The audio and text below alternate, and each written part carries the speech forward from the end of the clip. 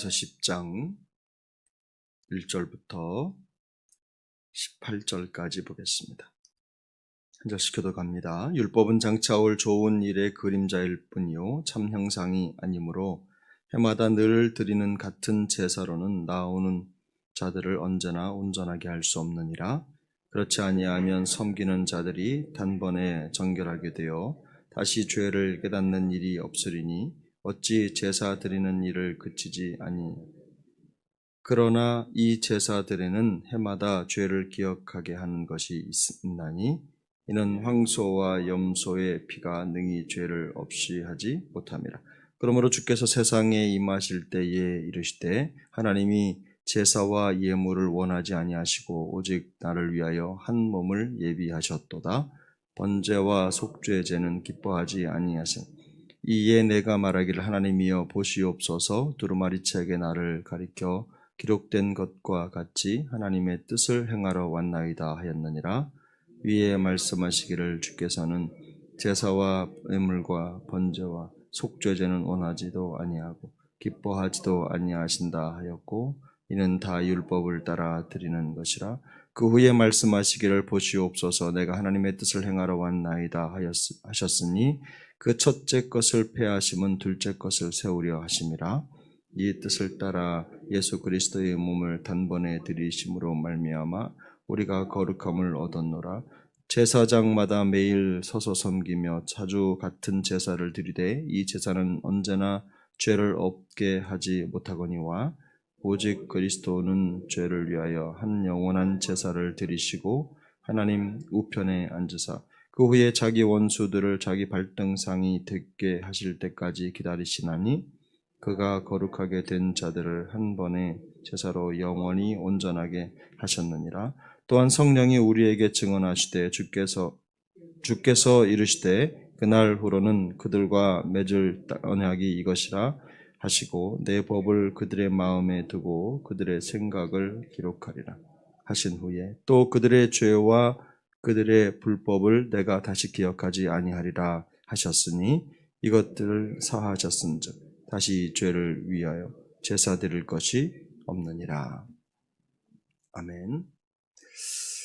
우리는 지난 시간이죠. 어제 율법을 통해 짐승의 피를 제단에 드리는 짐승 희생 제사에 대해서 참 살폈습니다.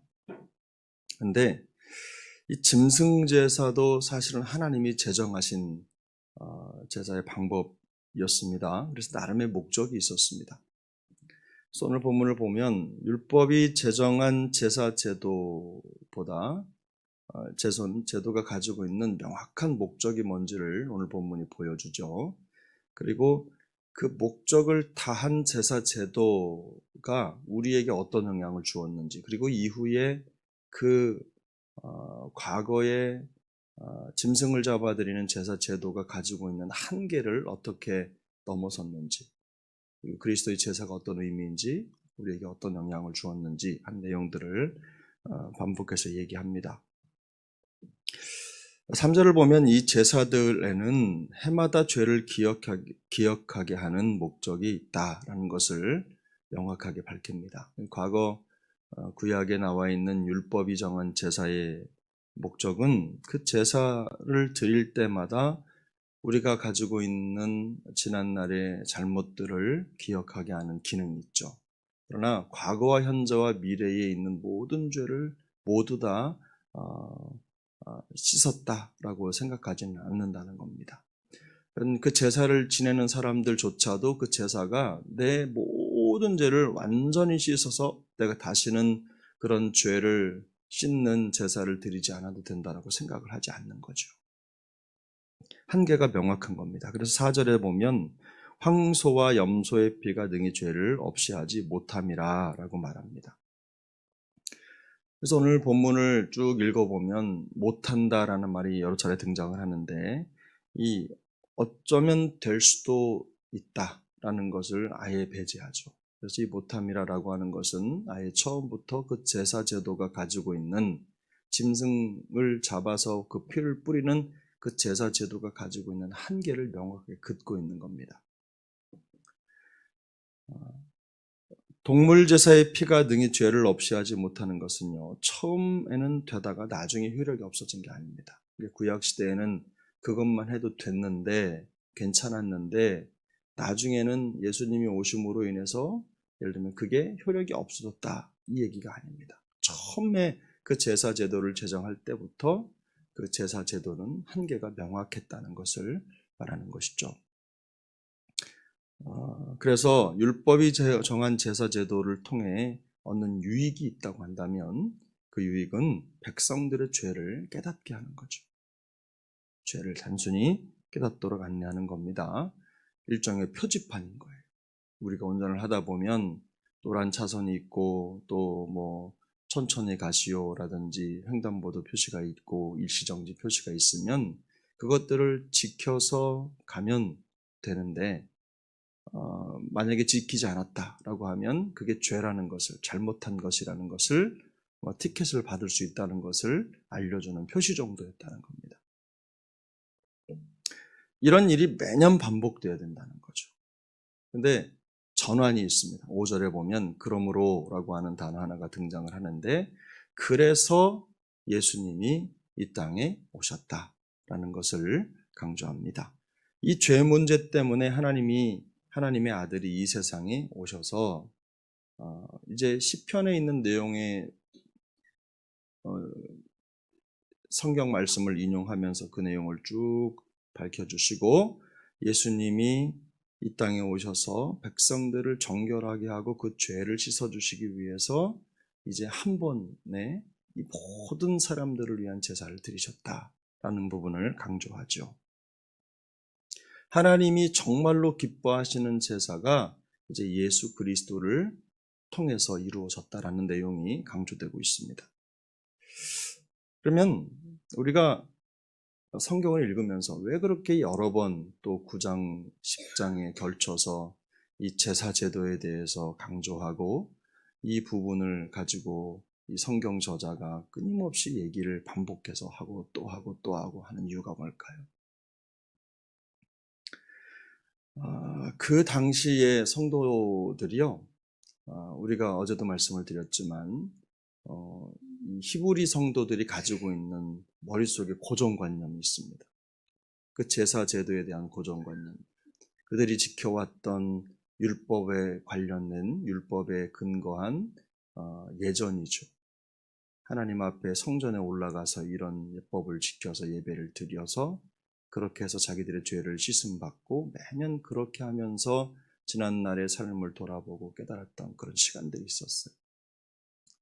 근데 예수님을 믿고도 그 유효하지 않은 제사제도의 모습을 계속해서 취하려고 하는 모습들이 그들에게 있었다는 거예요. 예수님을 믿고도 그들이 과거와 현재와 미래에 가지고 있었던 모든 죄의 문제, 죄사함의 문제를 깨끗하게 해결하지 못하는 마음의 숙제가 있었다는 거죠. 어제 말씀드렸죠? 구원의 문제, 죄사함의 문제는 우리 감정의 문제가 아니다. 진리의 문제다. 우리가 어떤 감정, 어떤 생각이든지 상관없이 하나님은 말씀을 통해서 우리의 속죄를 이루셨다. 예수 그리스도를 통해서 그 모든 속죄를 이루셨다. 선포하고 또 선포해도 백성들이, 하나님의 교회의 성도들이 이걸 깨닫지 못하는 거예요. 그래서 예수님을 믿기만 하면 이제는 죄책이 아니라 은혜 속에 살아갈 수 있는 특권이, 믿음의 대로가 열렸다라는 것을 말하고 있는데, 그런데 마음속에 아직도 그 감정의 문제를 넘지 못하기 때문에 끊임없이 또 고민하고 또 그 죄 문제를 해결하기 위해서 짐승을 잡아야 하나라고 하는 이런 고민에 빠져 있는 겁니다. 그래서 오늘 성경 기자는 그 우리 성도들에게 예수님이 오신 목적이 무엇인지, 그리고 예수님을 믿으면 우리에게 어떤 일이 일어나는지를 더 선명하게 밝히고 있는 것이죠. 우리 현실의 삶은 여전히 죄와 죄의 유혹과 유혹이 끊이지 않는 게 사실이지만, 우리는 우리 안에 내주하시고 역사하시는 성령님 때문에 이제 더 이상 죄책이 아니라 은혜 속에 살아갈 수 있는 하나님의 백성의 신분을 얻게 되었다는 겁니다. 그래서 오늘 본문에 나와 있지 않지만 예수님은 이 땅에 오신 목적이 명확했어요. 요한복음 10장 10절에 말씀하고 있죠. 내가 온 것은 양으로 생명을 얻게 하고 더 풍성히 얻게 하려는 것이라. 바로 이 목적을 이루기 위해서 예수님이 이 땅에 오셨어요. 우리가 예수님을 믿고 난 다음에 이 땅에서 온전한 구원의 완성을 보려면 여전히 믿음으로 지켜야 할 나머지 삶의 여정이 남아있긴 하죠. 근데 여러분, 우리가 그 믿음의 여정을 우리 힘으로, 우리만의 노력으로 그 과정을 지켜가는 게 아니지 않습니까? 어떻게 합니까? 우리 안에서 우리의 믿음의 역사를 이끌어 가시는 성령 하나님이 내주하시고 그 성령 하나님의 인도를 따라서 우리에게 이루어진 구원의 역사를 우리는 보장받을 수 있는 거예요. 그러므로 걱정할 필요가 없죠. 죄 때문에, 죄책 때문에 마음속에 하나님의 나라에 들어갈까, 들어가지 못할까, 또 내가 받은 죄사함이 취소되는 건 아닐까, 이런 마음속에 두려움을 가질 필요가 없다는 겁니다.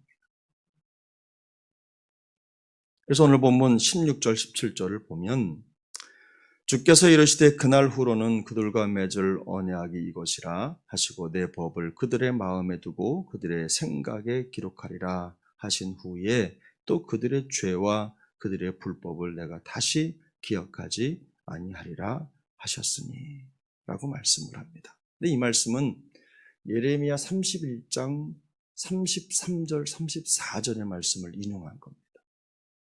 그러니까 지금 예수님을 통해서 이루어진 이 놀라운 구원의 역사가 지금 말씀하셔도 된 게 아니라 과거 오래전에 구약 성경이 말씀하고 있는 것이라 라는 것을 말하는 거죠. 그래서 이 놀라운 구원 역사와 죄사함의 은혜는 사실 말씀대로 이루어진 것입니다.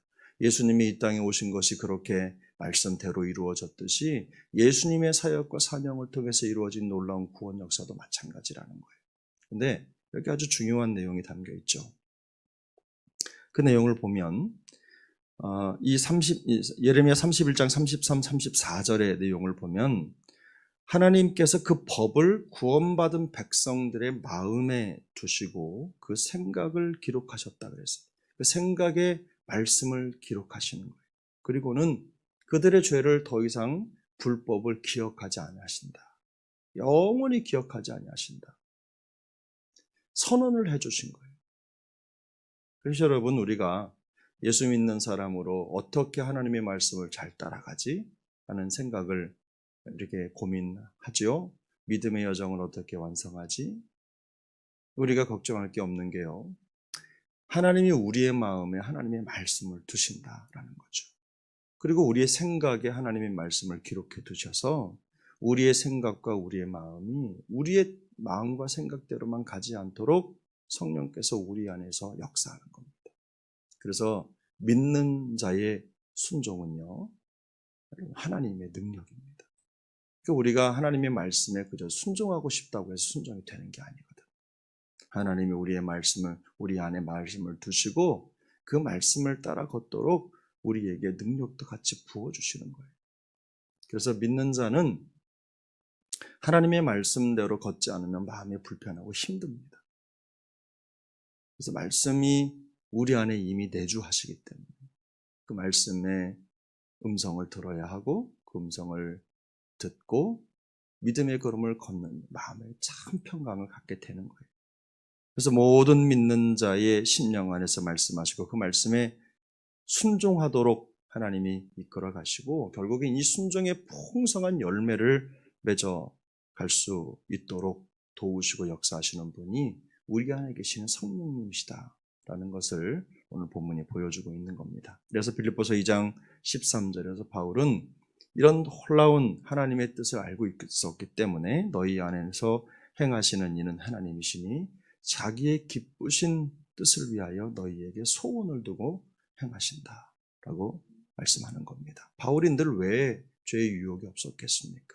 그런데 바울이 확신하는 것은 그럼에도 불구하고 우리 안에 말씀을 두시고 내 생각에 말씀을 기록하셔서 그 말씀에 능력을 따라 살아갈 수 있도록 하나님이 이끌어 가신다라는 것을 확신하고 있었다는 거죠. 그래서 여러분, 우리가 주님의 능력을 어디까지 의뢰해야 되느냐? 주님은 우리에게 말씀도 주시지만 우리로 하여금 순종할 수 있는 힘도 주신다라는 것을 성경이 말씀하고 있는 겁니다. 그러므로 우리가 날마다 우리의 마음에 새겨진 하나님의 말씀과 생각에 기록된 그 주님의 생각, 말씀을 따라서 순종의 여정을 이어가면 우리가 믿음의 여정에서 결코 탈선하지 않을 것입니다. 하나님께서 우리에게 주신 놀라운 믿음의 역사를 이루어 가시고 풍성한 성령의 열매를 맺는 성도의 삶을 살게 될 줄로 믿습니다. 가끔 저는 그런 생각도 합니다. 아이들이 자라가면요, 이제 자꾸만 부모의 품을 떠나려고 해요. 그래서 생각으로부터 떠나려고 하고 마음으로부터 떠나려고 하고, 그 증거가 뭐냐면 부모의 말을 잘 듣지 않는, 세상의 지식이 쌓여갈수록 이제는, 과거에는 부모가 데리고 다니는 대로 또 말해주는 대로 들었는데 이제부터는 잘 듣질 않는 거예요. 근데 우리가 걱정하지 말 것은요, 끝까지 믿음으로 기도하고 사랑하는 자녀들을 하나님께 올려드리면 하나님께서, 그리고 또 그들에게 말씀을 가르치면 그들의 마음 속에, 그들의 생각 속에 심겨진 하나님의 말씀이 그들을 이끌어 가실 줄로 믿습니다. 그래서 그 믿음을 가지고, 목사의 마음도 그렇습니다. 매번 말씀을 가르치고 설교를 하고 해도 여러분, 듣는 성도님들이 그 말씀을 안 들을 때도 많잖아요. 그죠? 듣고는 있지만 그 말씀대로 안 하는 경우도 더 많죠. 그러나 끊임없이 하나님의 말씀을 전하고 가르치다 보면 그 마음속에 새겨진 그 말씀이, 그들의 생각 속에 기록된 그 말씀이 그들을 인도할 것이다 라는 것을 확신하는 것입니다. 그러므로 여러분, 오늘도 우리가 하나님의 말씀으로 하루를 시작합니다. 이 말씀의 능력이 우리의 삶의 기준점이 될 수 있기를 바랍니다. 오늘 우리에게 주신 믿음의 행보를 흔들림 없이 이어갈 수 있기를 바라고, 하나님이 허락하신 놀라운 성령의 열매, 우리 안에 역사하시는 그 성령의 능력을 따라서 오늘의 믿음의 걸음을 뚜벅뚜벅 걸어가는 우리 모두가 될 수 있기를 예수님의 이름으로 축복합니다. 기도하겠습니다. 은혜로우신 하나님 아버지, 감사합니다. 하나님의 백성으로 삼아주시고 오늘도 우리에게 말씀하시며, 하나님, 우리 구주 예수 그리스도께서 우리에게 이루어 주신 놀라운 그 죄 사함의 권세를 다시 한번 깨닫게 해주신 것 감사합니다. 오늘도 삶의 모든 자리에서 그 믿음의 특권, 구원의 특권을 누리며 살아가는 우리 모두가 되게 하여 주옵소서. 비록 죄의 유혹이 끊이지 않고 어느 때에든 그 위협 속에서 흔들릴 수밖에 없는 우리의 삶의 여정이지만, 그러나 우리 주님이 우리에게 이루신 그 죄의 사함과 구원의 능력은 하나님 변하지 않는 줄로 믿습니다. 그러므로 항상 평강 가운데 우리 주님과 동행하며 우리 안에 새겨진 말씀의 길을 따라 믿음의 걸음을 걸어갈 때 성령께서 놀랍고 풍성하고 은혜로운 그 말씀의 열매, 성령의 열매를 맺으며 하나님 나라의 거룩한 백성의 삶을 살도록 인도해 주실 줄로 믿습니다. 우리 사랑하는 영가족도 오늘도 믿음으로 승리하게 하여 주옵시고, 어떤 상황에서도 하나님의 말씀의 역사를 따라 걷는 믿음의 거룩한 군병들이 다 되도록 주님이 도우시고 역사하여 주옵소서. 날씨가 많이 추워졌습니다. 우리 주님께서 우리 건강을 지켜 보호하여 주시고 한 영혼도 몸이 아파 몸져 눕는 일이 없도록 우리 주님께서 은혜 베풀어 주시옵고, 건강하여 기도하며 찬양하며 예배하는 일에 누수가 없도록 성령의 강권적인 역사로 동행하여 주시옵소서. 모든 과정을 주님 손에 위탁하옵고 감사를 드리며 존귀하신 예수님의 이름으로 기도하옵나이다. 아멘. 하늘에 계신 우리 아버지여, 이름이 거룩히 여김을 받으시오며 나라가 임하시오며 뜻이 하늘에서 이루어진 것 같이 땅에서도 이루어지이다. 오늘 우리에게 일용할 양식을 주시옵고 우리가 우리에게 죄 지은 자를 사하여 준 것 같이 우리 죄를 사하여 주시옵고 우리를 시험에 들게 하지 마시옵고 다만 악에서 구하시옵소서. 나라와 권세와 영광이 아버지께 영원히 있사옵나이다. 아멘.